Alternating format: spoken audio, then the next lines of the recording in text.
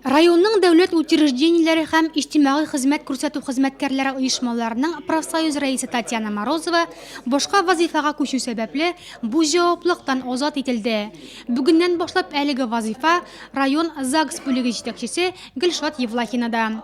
Утырышта шактый сораулар каралды.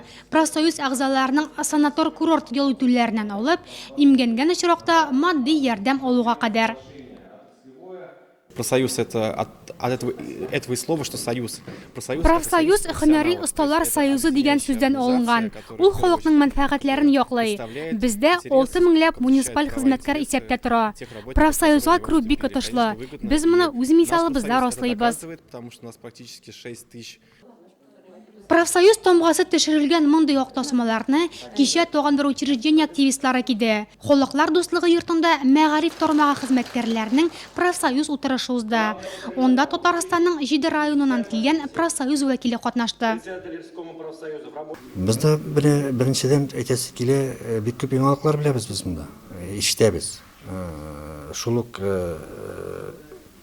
Риском эшчеләре тарафыннан да республикадан нинди үзгәрешләр барын, республикадан нинди нәрсә белән яши, менә шуларның барсын да беләбез, и образование нинди яңалыклар булган. Инде менә шушындый семинарлардан соң без инде үзебезнең районга кайткач, үзебезнең районга кайтып, шул ук яңалыклар белән, үзгәрешләр белән үзебезнең укытучыларны, үзебезнең образование хезмәткәрләренә барсында җиткерәбез. Проблемалар күп һәм алар барысы да чишелер сорый. Нигездә укытучылар трибунадагыларга хезмәт хакы, медицина тикшерүе узу, республика тыслаштыруы, премия фонды, хокукый яклау кебек сораулар яудырды. Не всегда успевают люди. Халык һәр вакытта да яңа законнардан хәбәрдар була алмый. Шуңа да яңалыкларны китаплар аша гына түгел, күзгә күз карап җиткерүне хуп күрәбез. Моның икенче ягы да бар. Учреждение җитәкчеләре, активистлар һәм мөгаллимнәрнең кертелгән яңалыкларга карашын, белем бирүнең сыйфатын арттыру өчен нәрсә эшләп буласын, аларның фикерләрен ишетәсебез килә.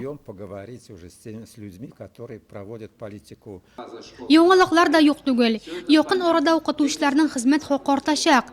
Утырышта мөгаллимнәрне генә түгел, ата-аналарны шатландырган яңалык та игълан ителде. Киләсе уку елыннан Россия Федерациясендә барлык белем бирү учреждениеләре бердәм китаплар буенча укый башлаячак.